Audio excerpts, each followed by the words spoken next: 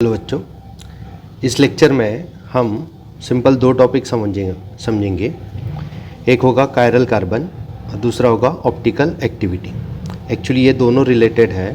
तो पहले will start with chiral carbon और अंडरस्टैंडिंग कायरल कार्बन। अब एक सिंपल सा कार्बन हाइब्रिडाइजेशन आपको पता है। Carbon when in sp3 hybridize state, sp3 hybrid state. तो कार्बन जब sp3 हाइब्रिड स्टेट में होता है तो कार्बन के 4 बॉन्ड होते हैं, ठीक है। इंडिविजुअल 4 सिंगल सिग्मा बॉन्ड, ठीक है। तो अगर एक कार्बन रिप्रेजेंटेशन दे रहा हूँ, सपोज़ कि यहाँ पे एक ग्रुप जो इस कार्बन को अटैच्ड है वो है C2H5, दूसरा ग्रुप जो अटैच्ड है वो CH3, तीसरा ग्रुप अटैच्ड है दैट इज़ H, ठीक है। तो पहले तो आपको ये रिप्रेजेंटेशन समझना पड़ेगा। यहाँ पे मैंने जो रिप्रेजेंटेशन दिया है इसको हम टेट्राहाइड्रल रिप्रेजेंटेशन बोलेंगे। मतलब कि कार्बन, ये जो कार्बन है बीच वाला, सेंटर वाला, that is in the plane of paper. जहाँ पे आप स्क्रीन देख रहे हैं उसको प्लेन में है। C2H5 ग्रुप भी in the plane of paper है, CH3 ग्रुप भी in the plane of paper है। लेकिन ये जो वेज बॉन्ड दिखा रहा हूँ मैं, this is wedge bond, wedge bond. तो वेज बॉन्ड जो होता है वो रिप्रेजेंट करता है कि H is going towards the observer, मतलब that is outside the plane of paper. और जो Cl है, यहाँ पे क्लोरीन जो है वो डॉटेड बॉन्ड है और dotted bond is away from the observer. अगर ऐसा होगा तो कार्बन का हमेशा टेट्राहाइड्रल स्टेट में जो रिप्रेजेंटेशन होगा will be like this only. अगर कार्बन को ऐसे ही 4 बॉन्ड आप दिखा सको तो आप समझ सकते हो carbon is what, sp3 hybrid state. अब आपको ये समझना है कि ये टेट्राहाइड्रल रिप्रेजेंटेशन जो कार्बन का शेप होता है, जब भी sp3 कार्बन होगा उसका शेप हमेशा क्या होगा, टेट्राहाइड्रल ही होगा। Now what is difference in all other compounds in this compound, that you have to consider first that this carbon, I am showing it by some star, this carbon, ये star वाला जो carbon है that is attached to 4 different groups। अगर ऐसा carbon आपको कोई भी organic compound में मिल जाए जो 4 अलग अलग ग्रुप्स को अटैच्ड है, देखो यहाँ पे कौन है, यहाँ पे CH3 है, ठीक है। उसके बाद यहाँ पे कौन है, C2H5 है, यहाँ पे Cl है और यहाँ पे H है।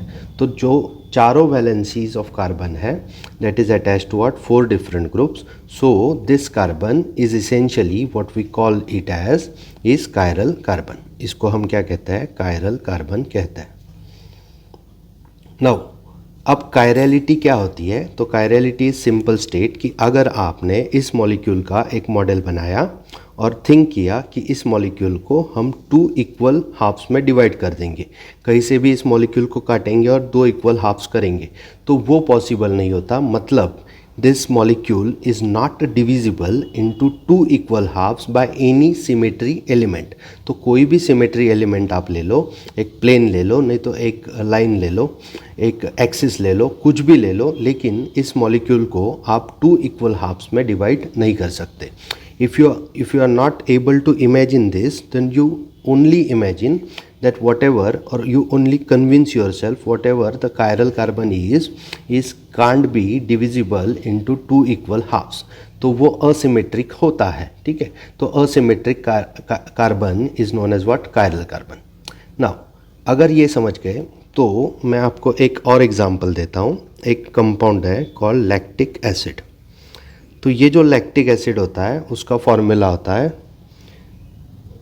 CH3 CH OH C double bond O OH। This is the formula of lactic acid. Now ये रिप्रेजेंटेशन है, ये स्ट्रक्चर है लैक्टिक एसिड का। तो can you identify the only 1 chiral carbon present in this compound. First of all chiral carbon होने के लिए chiral carbon क्या होना, तो sp3 हाइब्रिड स्टेट में होना, मतलब उसके 4 इंडिविजुअल सिंगल सिग्मा बॉन्ड चाहिए। उसके बाद इट शुड बी अटैच्ड और bonded it should be bonded to 4 different groups, ठीक है। तो 4 डिफरेंट ग्रुप्स को अटैच्ड होना। तो देखो यहाँ पे आपको एक कार्बन मिल रहा है जहाँ पे आपने स्टार करना है और उसको बोलना है कायरल कार्बन। अब कायरल क्यों? तो कायरल वर्ड इसलिए क्योंकि वो असिमेट्रिक कार्बन होता है। Now if it is asymmetric carbon, then you will understand that this asymmetric carbon you can represent in this 3-dimensional way। अब ये जो plane of paper होता है बच्चों, ये जो स्क्रीन होती है वहाँ पे ये 2D है, मतलब वहाँ पे मैं 3D रिप्रेजेंटेशन नहीं कर सकता। अगर मुझे करना है तो मुझे कुछ रूल्स फॉलो करने पड़ेंगे। मतलब कार्बन है, यहाँ पे एक बॉन्ड अगर मैंने यहाँ पे COOH को दे दिया, दूसरा बॉन्ड अगर मैंने यहाँ पे CH3 को दे दिया, यहाँ पे OH जो है वो प्रोजेक्टिंग टूवर्ड्स द ऑब्जर्वर ऐसे दिखाया, मतलब वो 3 डायमेंशन में हो जाएगा यहाँ पे OH। और पीछे वाला जो जा रहा है वो ग्रुप कौन सा है? H है। देखो तो चारों ग्रुप मैंने दिखा दिए, H दिखा दिया, CH3 दिखा दिया, OH दिखा दिया और COOH भी दिखा दिया। तो ऐसा अगर रिप्रेजेंटेशन करोगे तो इस कार्बन को हम स्टार करेंगे इमीडिएटली और उसको हम कहेंगे कायरल कार्बन। ठीक है। Now what is purpose of studying chiral carbon? तो केमिस्ट्री में कायरल कार्बन इम्पोर्टेंट होते हैं, ऑर्गेनिक केमिस्ट्री में।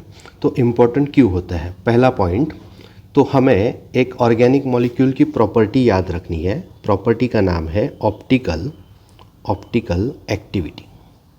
Now for understanding optical activity ये प्रॉपर्टी होती है किसकी? एक ऑर्गेनिक कंपाउंड की, एक कार्बन वाले कंपाउंड की।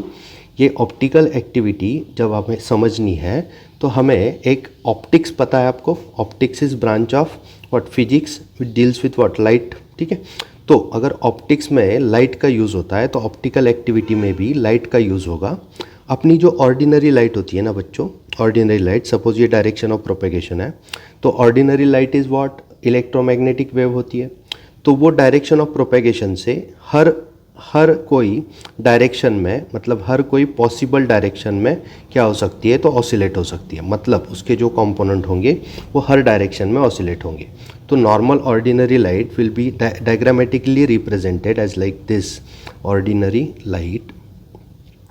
Now this ordinary light where all the electromagnetic components are oscillating in all the possible angles. कितना एंगल है? तो 360 के कोई भी एंगल में पॉसिबल वो ऑसिलेट हो रहे हैं। तो उसको हमें सिर्फ पास करना है, इंस्ट्रूमेंट पास करेगा, आपको सिर्फ थ्योरी समझनी है। तो हमें उसको पास करना है एक स्पेशल काइंड ऑफ प्रिज्म से, जिसको हम निकोल प्रिज्म कहते हैं, Nicol prism. Now this Nicol prism से ये देखो ये प्रिज्म कैसा है? तो यहाँ पे ये एक प्रिज्म है और ये एक दूसरा प्रिज्म है और इनके बेसिस क्या कर दिए हैं? फ्यूज़ कर दिए। तो ये निकोल प्रिज्म हम बाद में थोड़ा डिटेल में और जा सकते हैं, लेकिन अभी के लिए निकोल प्रिज्म का काम क्या होगा? तो ये ऑर्डिनरी लाइट के सारे दूसरे कंपोनेंट उसको कट करने हैं। मतलब वो क्या करेगा? सिर्फ ये एक सपोज एक कंपोनेंट सिर्फ आने देगा, बाकी के सारे कंपोनेंट कट कर देगा। मतलब लाइक दिस, इसको काट देगा, इसको काट देगा निकोल प्रिज्म, और सिर्फ एक जो इलेक्ट्रोमैग्नेटिक जो वेव है वो ऑसिलेट हो रही है यूनी डायरेक्शनल, वो बाहर देगा। मतलब अभी का आपका लाइट जो है वो स्पेशल काइंड ऑफ लाइट है, लाइक दिस। तो स्पेशल काइंड ऑफ लाइट है, मतलब उसको अच्छे से रिप्रेजेंट अगर करना है तो एक सर्कल दिखाओ और उस सर्कल में ये हुआ आपका लाइट। ठीक है। अब ये लाइट अलग क्यों है ऑर्डिनरी लाइट से? क्योंकि ये सिर्फ एक प्लेन में वाइब्रेट हो रहा है, एक प्लेन में ऑसिलेट हो रहा है, इसलिए इसको हम प्लेन पोलराइज्ड लाइट कहते हैं। शॉर्ट फॉर्म में हम उसको PPL कहते हैं, प्लेन पोलराइज्ड लाइट। अब प्लेन पोलराइज्ड लाइट और ऑर्डिनरी लाइट में क्या फ़र्क है? अगर आप समझ गए कि ऑर्डिनरी लाइट हर डायरेक्शन में क्या होता है? ऑसिलेट होता है, लेकिन प्लेन पोलराइज्ड लाइट सिर्फ यूनी डायरेक्शनल ऑसिलेट होता है। तो इसलिए हमें इस लाइट की ज़रूरत पड़ेगी। किस लाइट की? तो PPL की ज़रूरत पड़ेगी for understanding what? Optical activity. तो एक बार अगर आपने प्लेन पोलराइज्ड लाइट बना दी, तो प्लेन पोलराइज्ड लाइट कैसे बनती है? तो simple, passing ordinary light through a Nicol prism you will get this plane polarized light। तो आपको तो कुछ करना नहीं होता है, एक पोलैरिमीटर नाम का इंस्ट्रूमेंट होता है, उसमें ये सारा हो जाता है और आपको सिंपल सा क्या मिल जाता है? प्लेन पोलराइज्ड लाइट मिल जाती है। तो अगर आपके पास प्लेन पोलराइज्ड लाइट है, फिर से बता दूँ, plane polarised light is what? The light rays which are oscillating in only one direction. तो जो डायरेक्शन यहाँ पे शो की है उसमें ही ऑसिलेट हो रहे हैं, बाकी के जो डायरेक्शन थे उसको काट दिया। किसने काट दिया? तो निकोल प्रिज्म ने काट दिया। ठीक है, अब ये प्लेन पोलराइज लाइट लेंगे और उससे एक सिंपल सा एक्सपेरिमेंट करेंगे। फिर से मैं एक्सपेरिमेंट दिखाता हूँ। यहाँ पे आपके पास यहाँ पे एक ऑर्डिनरी लाइट है। तो ऑर्डिनरी लाइट को शो करने का तरीका मैंने पहले ही बता दिया। तो ये हर डायरेक्शन में जा रहा है, ऑर्डिनरी लाइट के वेव्स हर डायरेक्शन में है। अब उसको हम पास करेंगे किससे? तो निकोल प्रिज्म से। थियरी समझ लो, निकोल प्रिज्म से पास करेंगे। निकोल प्रिज्म से पास करने के बाद you will get this special kind of light जो यूनिडायरेक्शनल वाइब्रेट नहीं तो ऑसिलेट हो रही है। तो यहाँ पे आपको मिल जाएगा प्लेन पोलराइज्ड लाइट। तो PPL आपको मिल गया।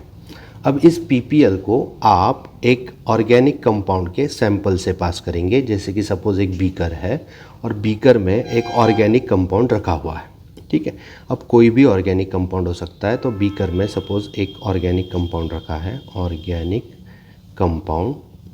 अब सॉल्यूशन में उसका सॉल्यूशन बनाएंगे और वो बीकर में रख देंगे। कोई भी ऑर्गेनिक कंपाउंड है तो उसको हमने बीकर में रख दिया। अब इस PPL को हमें इस बीकर से पास करना है और बीकर से पास करने के बाद यहाँ पे एक इंस्ट्रूमेंट होगा दैट इज़ कॉल्ड एनालाइज़र। तो एनालाइज़र इंस्ट्रूमेंट से आप क्या करोगे?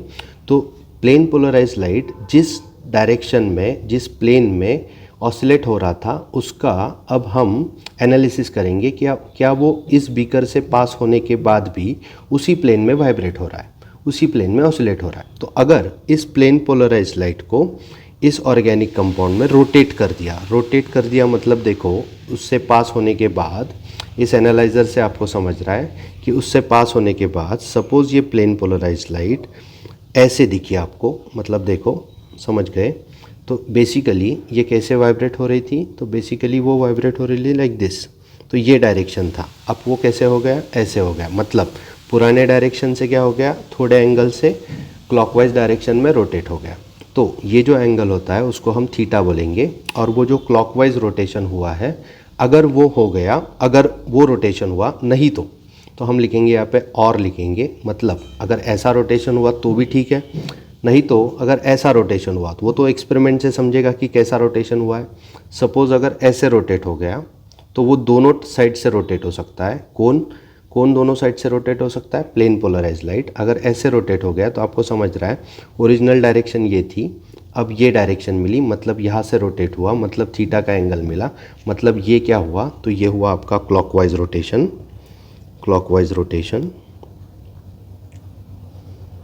ये हुआ आपका एंटी क्लॉकवाइज रोटेशन।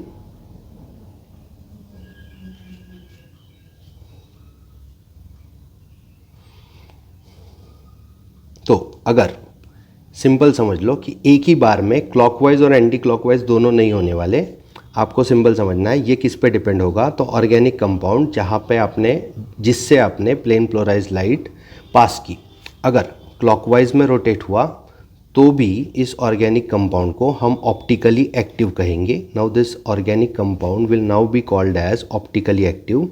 तो optically active. Now what is mean by optically activity? और ऑप्टिकली एक्टिव होने का मतलब क्या है? तो अगर कोई भी organic compound plane polarise light को रोटेट कर सकता है तो उसको हम ऑप्टिकली एक्टिव बोलेंगे। अगर नहीं कर सकता तो उसको ऑप्टिकली इनएक्टिव बोलेंगे। सपोज़ कि ये अगर समझ गए तो मैं एक सिंपल सा नीचे एक एक्सपेरिमेंट दे रहा हूँ। सपोज़ आपके पास फिर से एक प्लेन पोलराइज लाइट है लाइक दिस। उसको रिप्रेजेंट तो ऐसे ही कर सकते थियरी के लिए। अब प्लेन पोलराइज लाइट को आपने एक कंपाउंड से पास किया, ऑर्गेनिक कंपाउंड है, इस बीकर में भरा हुआ है। ठीक है, ये ऑलरेडी कहाँ पे होगा? तो एक पोलैरिमीटर नाम का इंस्ट्रूमेंट है उसमें होगा। तो ये सपोज़ ऑर्गेनिक कंपाउंड है, ऑर्गेनिक कंपाउंड, और उससे आपने उसको पास किया ऑर्गेनिक कंपाउंड से। तो पास होने के बाद भी प्लेन पोलराइज लाइट उसी प्लेन में उसी डायरेक्शन में ऑसिलेट हो रहा है। तो अब हम ये कहेंगे कि there is no rotation of plane polarise light, ये सब कब समझेगा जब आप एक्सपेरिमेंट करोगे। तो no rotation of PPL plane polarise light, तो अगर प्लेन पोलराइज लाइट रोटेट नहीं हुई तो इस ऑर्गेनिक कंपाउंड को हम क्या कहेंगे, ऑप्टिकली, बताओ, ऑप्टिकली इनएक्टिव। तो ऑप्टिकल एक्टिविटी और इनएक्टिविटी क्या होती है समझ गए। तो आपको एक स्पेशल काइंड की लाइट की ज़रूरत होगी। अगर वो रोटेट हुआ, प्लेन पोलराइज लाइट अगर रोटेट हुआ तो किसी भी डायरेक्शन में रोटेट हो सकता है, वो तो डिपेंड करेगा कि कौन सा सैंपल आप यूज़ कर रहे हैं और वो क्या प्रॉपर्टी दिखाता है। लेकिन अगर रोटेट हुआ तो ऑप्टिकली एक्टिव, अगर रोटेट नहीं हुआ तो ऑप्टिकली क्या, इनएक्टिव। सिंपल सी बात मैंने कर दी। अब क्लॉकवाइज और एंटी क्लॉकवाइज रोटेशन समझ लेते हैं। अगर प्लेन पोलराइज लाइट को ऑर्गेनिक कंपाउंड से गुजारने के बाद उसको क्लॉकवाइज से रोटेट किया, जो आपको कहाँ पे समझने वाला है, एनालाइज़र नाम का इंस्ट्रूमेंट है आपके पास, तो इस एनालाइज़र से आपको समझ जाएगा कि वो क्लॉकवाइज रोटेट हो रहा है, तो आप उसको कहेंगे डेक्स्ट्रो रोटेटरी सब्सटेंस। मैं फिर से लिखता हूँ, आप उसको कहेंगे डेक्स्ट्रो रोटेटरी सब्सटेंस। तो डेक्स्ट्रो रोटेटरी सब्सटेंसेस क्या होंगे और dextro rotatory optically active substances क्या होंगे, जहाँ पे plane polarise light clockwise rotate हो रहा है, और अगर वो एंटी क्लॉकवाइज रोटेट हो रहा है तो आप उसको कहेंगे लीवो रोटेटरी सब्सटेंसेस।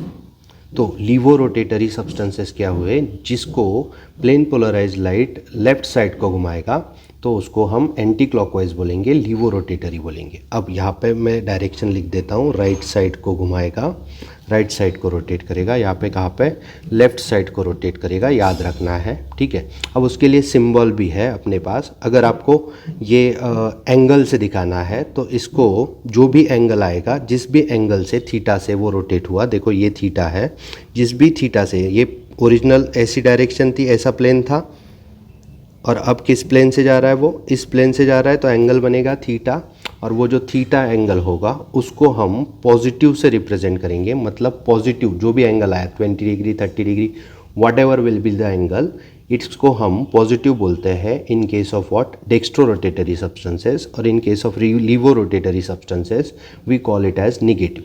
तो अगर आपको समझ गया कि ऑर्गेनिक कंपाउंड, पहले शुरुआत से करते हैं, हम सिर्फ दो चीज़ें समझने वाले थे इस वीडियो में, कायरल कार्बन क्या होता है और उसके बाद ऑप्टिकल एक्टिविटी क्या होती है। तो आपने कायरल कार्बन समझ लिया, जब भी कार्बन sp3 हाइब्रिड स्टेट में होगा तो वो टेट्राहाइड्रल होता है, टेट्राहाइड्रल। ये मैंने ऑलरेडी समझा दिया है what is mean bye tetrahedral.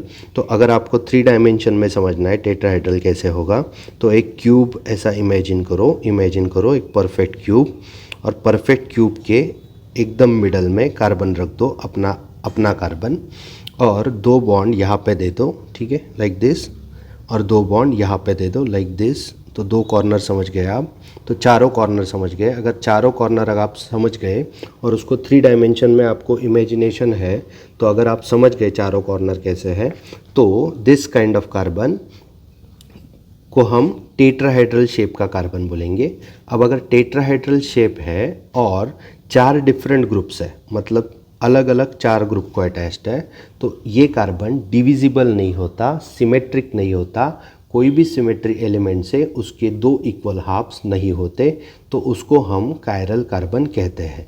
Now chiral carbon के और भी कुछ नाम है, मैं बता दूं। पहला पॉइंट, कायरल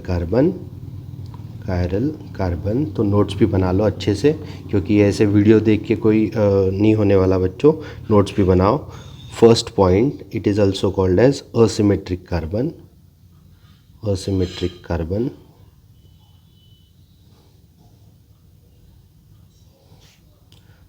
उसको हम और कहते हैं कायरल सेंटर,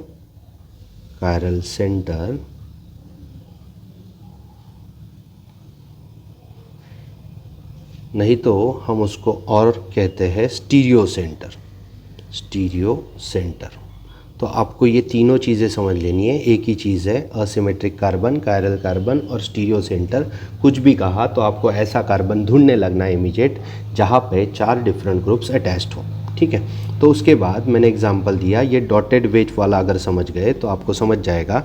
अगर इस कार्बन को मैं रिप्रेजेंट करूँ एज 2D रिप्रेजेंटेशन में रिप्रेजेंट करूँ तो एक बॉन्ड क्या जाएगा, पीछे जाएगा प्लेन ऑफ पेपर से, और एक बॉन्ड क्या आएगा, आगे आएगा।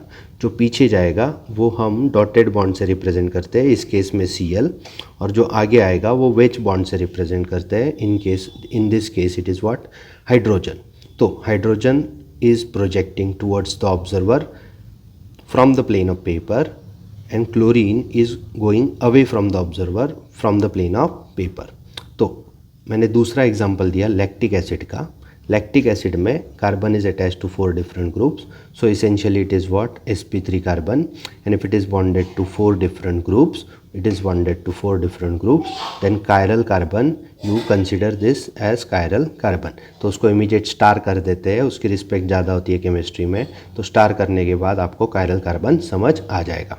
अब उसके बाद what is mean by optical activity, तो optical activity is characteristic, optical activity is the characteristic property of organic compound by which it can rotate the plane polarized light, ठीक है। तो प्लेन पोलराइज लाइट अगर rotate कर सका तो उसको हम ऑप्टिकली एक्टिव करते हैं, और अगर रोटेट नहीं कर सका एक्सपेरिमेंट में तो हम उसको ऑप्टिकली इनएक्टिव कहते हैं। ये क्लियर होगा तो आगे जाएंगे। अब प्लेन पोलराइज लाइट क्या लाइट होती है, तो ऐसी कुछ ज़्यादा समझने की ज़रूरत नहीं है। ऐसी लाइट कि जहाँ पे क्या होगा, तो एक ही यूनिडायरेक्शनल आपको प्लेन ऑफ लाइट मिलेगा, मतलब प्लेन पोलराइज लाइट उसको कहेंगे। और वो कैसे बनाते हैं, तो ऑर्डिनरी आपकी नॉर्मल सी लाइट जो अभी आपके रूम में है वो लाइट ले लो, उसको निकोल प्रिज्म से आपको पास करना है। You have to pass that ordinary light through a Nicol prism, then you will get the plane polarized light। Then what you have to do, you have to perform a simple experiment theoretically। Ordinary light you are having, ordinary light, then ordinary light you have to pass through a Nicol prism, then this Nicol prism will give you this PPL thing, which is very important। then PPL is going to be passed through a organic compound or a sample of organic compound placed in the beaker। then you have to analyze the light which is passed through this organic compound। then after passing this light you have to observe that light using this analyzer instrument। then that light will be definitely rotated clockwise और anti clockwise, दोनों नहीं हो सकते, एक तो clockwise नहीं तो anti clockwise. तो अगर वो रोटेट हुआ तो इमीडिएटली इस बीकर के सैंपल को आप मस्त बोल देंगे, क्या बोल देंगे, it is what, optically active, and the phenomenon that it is showing is known as what, optical activity. Then if it is clockwise rotation, then it is dextrorotatory substance, and if it is anti-clockwise rotation then it is levorotatory substance। then this is what represented by right and left and plus and minus, this you have to remember।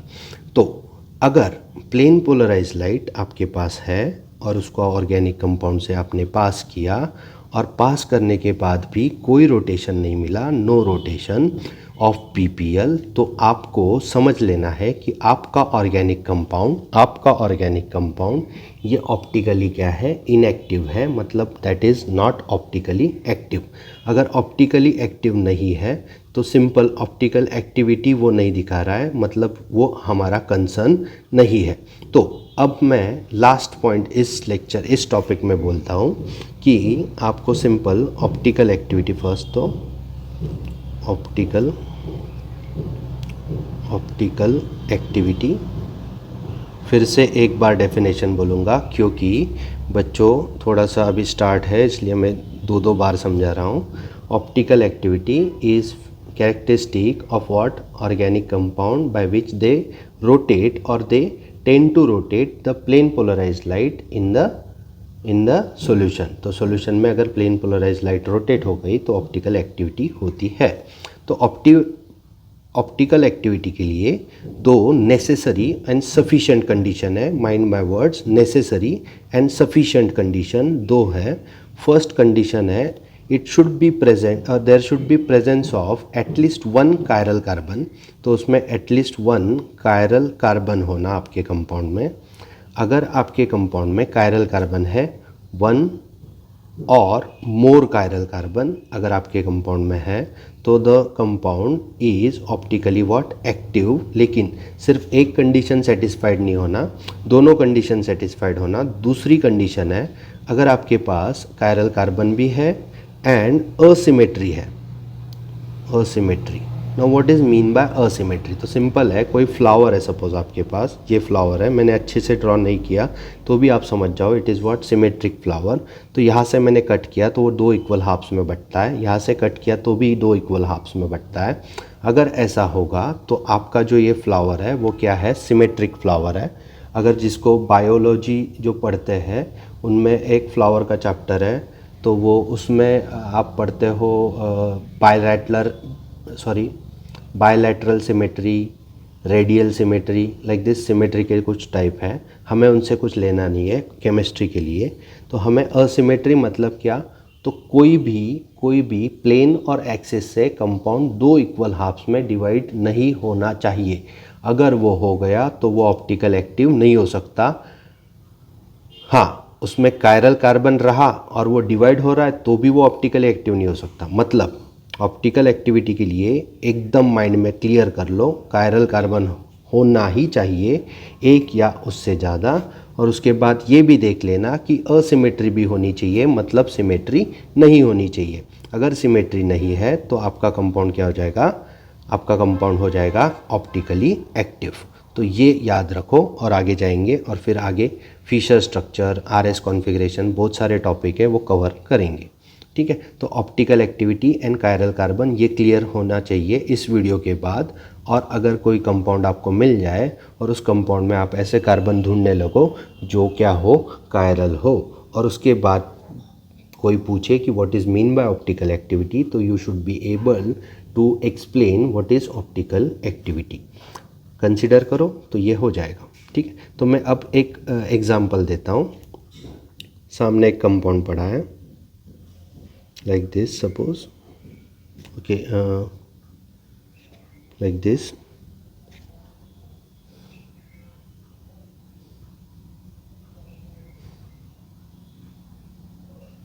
Like this okay, ये compound है।